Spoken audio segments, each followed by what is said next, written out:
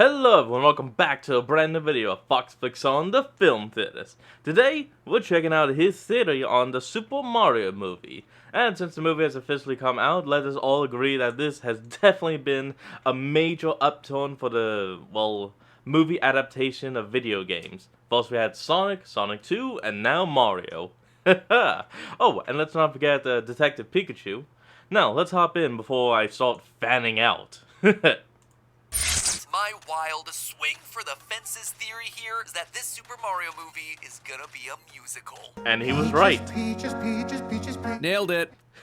Fun fact, that song Peaches, yeah, that thing is now eligible for the Best Original Song Oscar. Academy Really? Award-winning songwriter King Koopa. Has a nice ring to it, doesn't it? Hello, Internet! It's a Film Theory, the show that definitely beat the obstacle course on the first try. So, the Super Mario Brothers movie came out, and let me just say it was a blast. Was it high cinema? Kino, as the kids online say? No, obviously not. The pace Kino? I've never heard of that.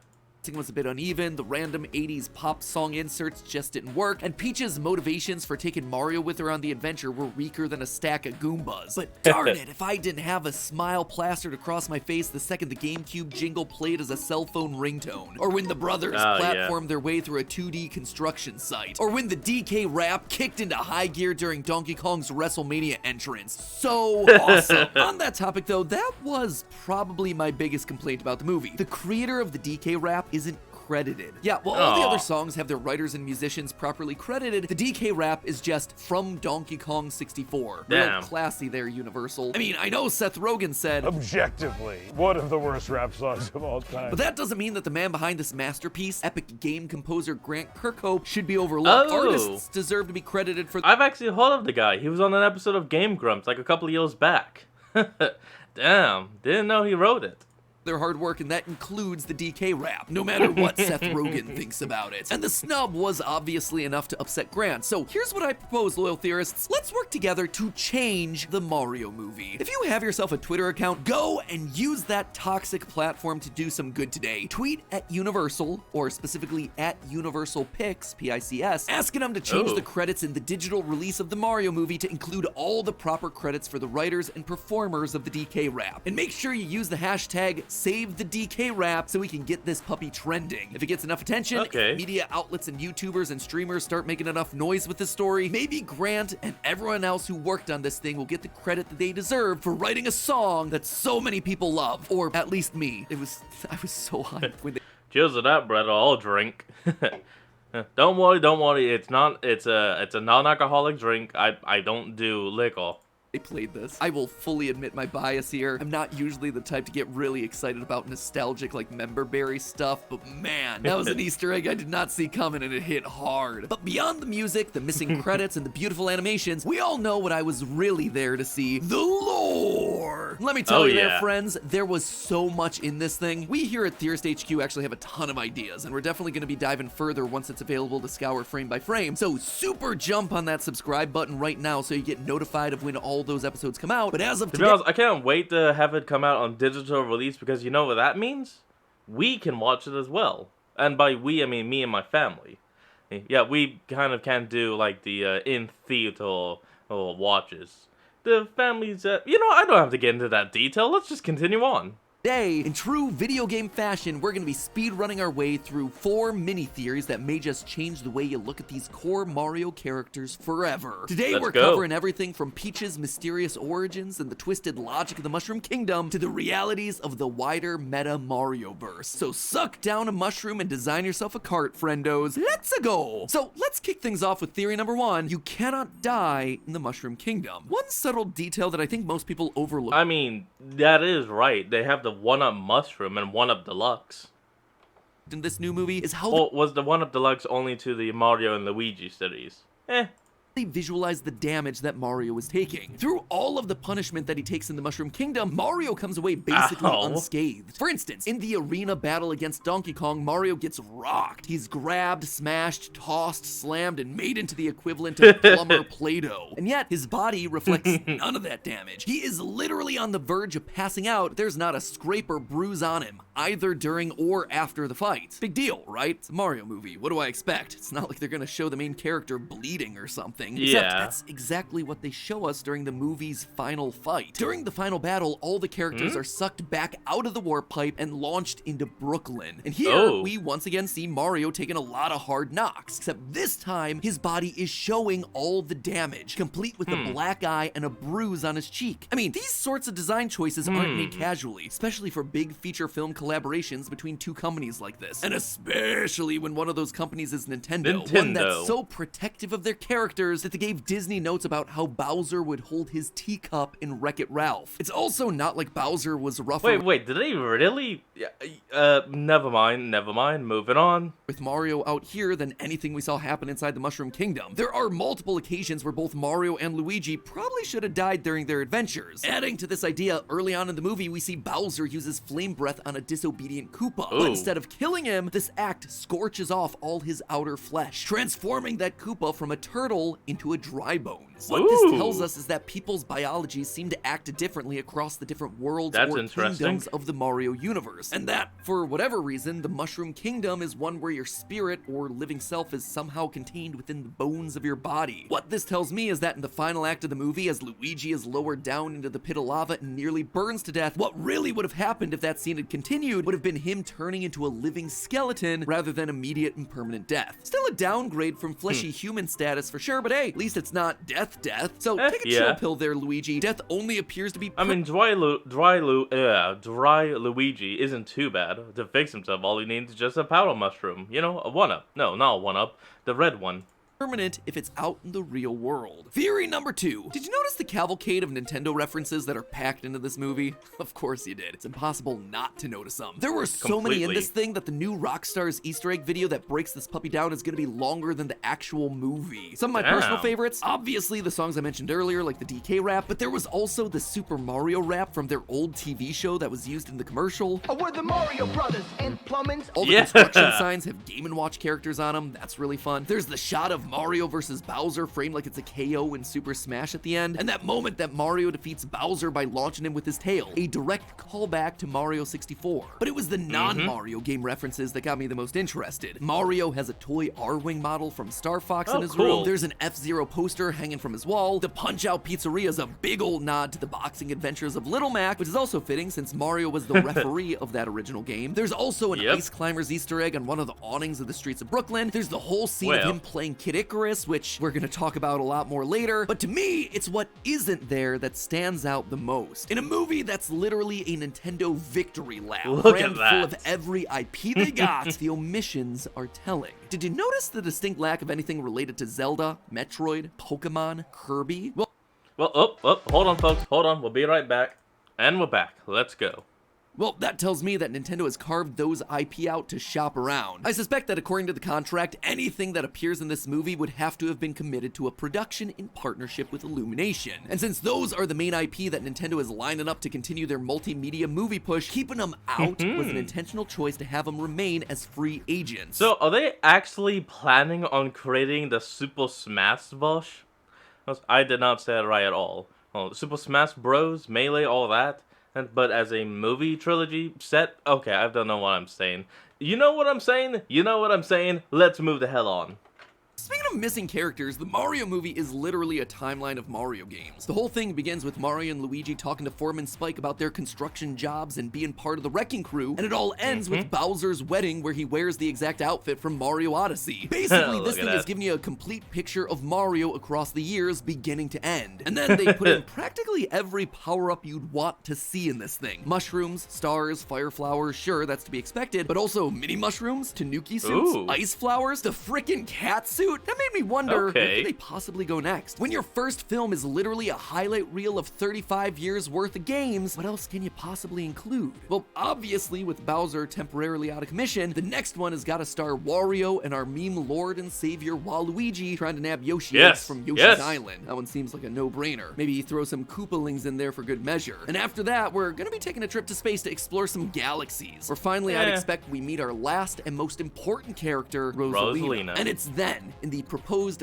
third movie of this trilogy, where will be revealed Peach's origins. Which then brings us to theory number 3, Peach is a star. During a scene in Act 2, as Mario, Peach, and Toad are on their way to try and recruit the Kong army against Bowser's invasion, the trio spend a night in a field full of fire flowers. Mario and Peach use the opportunity to do some character development, telling each other and the audience about their backstories and motivations. And it's here that Peach reveals that she doesn't know where she's from. The only thing that she does know is that it's not the Mushroom Kingdom. It's here that we see her earliest memory, arriving in the Mushroom Kingdom from a pipe as an infant and then getting adopted by the Toads. Mario wonders if Peach could be a human. What if she was accidentally flushed down the toilet and somehow through the pipes landed uphill?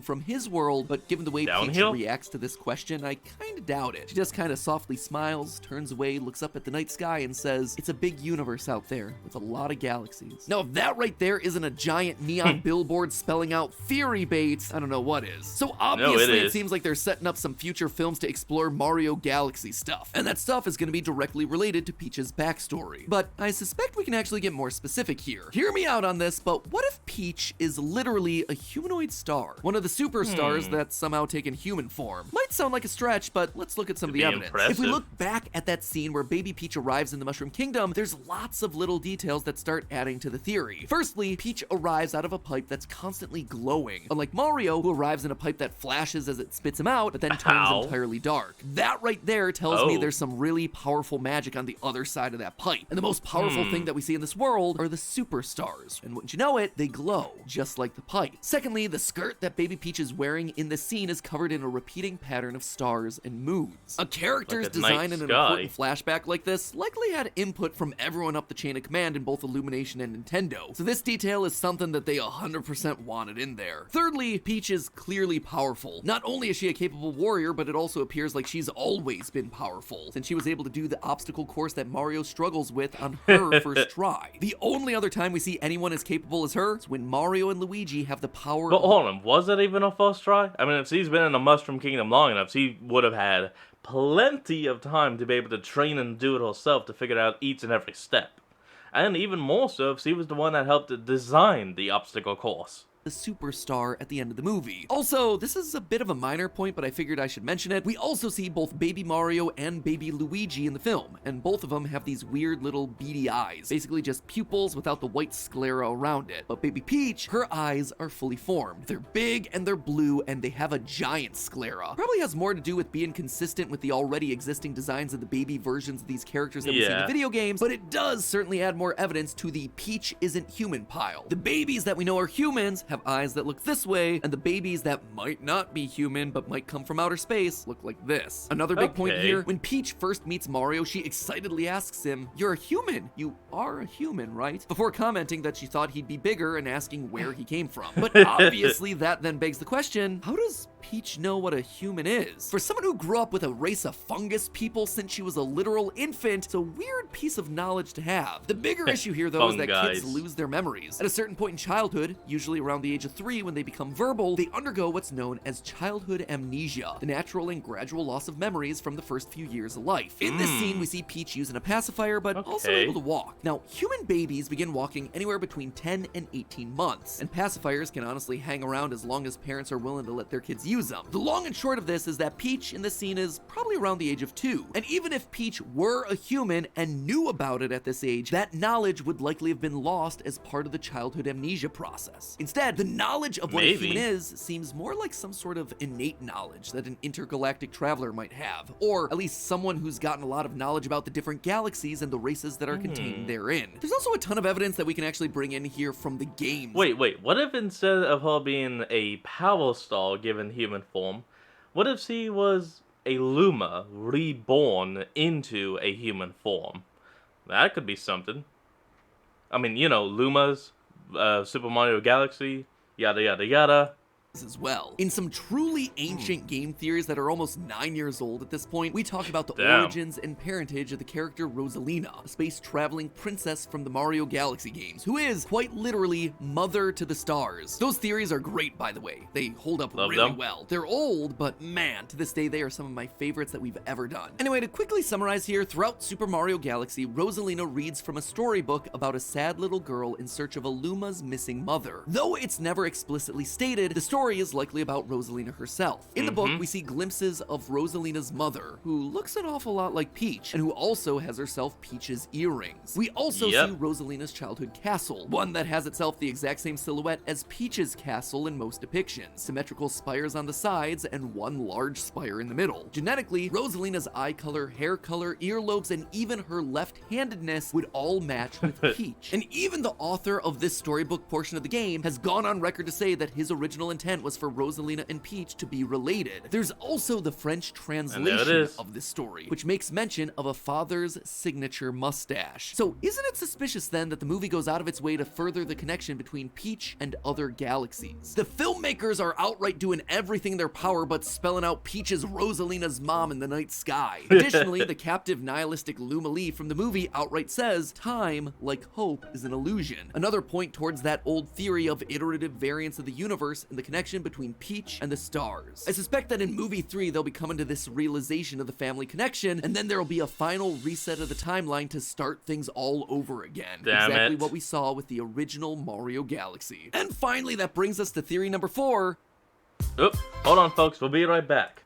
And we're back. Let's finish this. Or I guess more observation number 4. As we talked about earlier, we see Mario playing Kid Icarus on the Nintendo Entertainment System, the very first home console that Nintendo released stateside. Now at first you might be thinking to yourself, so what? Famous Nintendo product being featured as an Easter egg in a movie about Nintendo's biggest franchise. What's the big deal with that? Well, it's actually huge. You see, if Mario's a real person in this universe, that means that his games don't exist. Now, some version of Donkey Kong, or in this case Jumpman, still exists in this universe. We see an altered version of the original Donkey Kong arcade cabinet in the Punch-Out Pizzeria, with a Yeti in place of DK and different humans in the places of Mario and Lady. But everything that Mario as an IP has touched doesn't really seem to be a thing in this world. The existence of the Punch-Out Pizzeria means that Mike Tyson's Punch-Out couldn't have been a game. In fact, Mario's complete lack of acknowledgement towards any of the Mushroom Kingdom, Donkey Kong, Koopa Army, the Yoshi imagery, all of that means that basically nothing related to Mario Brothers or Yoshi's Island or Donkey Kong Country exist as video games in this world. Now, on the surface, that might not seem like much, until you remember that without the Mario games, there would be no Nintendo. See, when the NES hit store shelves, the United States was in the midst of the video game crash of 1983. Consumers didn't trust video games because there had been such a huge surplus of poorly made garbage games, like the infamous Atari version of E.T.